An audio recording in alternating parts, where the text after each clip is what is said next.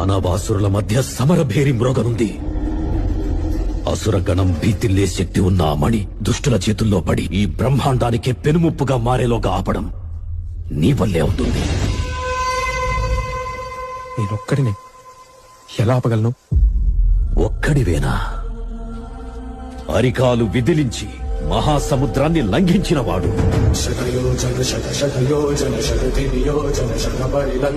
రాక్షస సైన్యాన్ని మట్టుబెట్టి రావణుడి సింహాసనాన్ని కంపించినవాడు,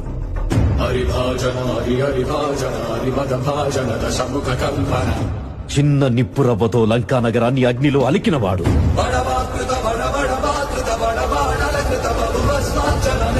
త్రేతాయుగంలో రాముడి నీడయ్యాడు,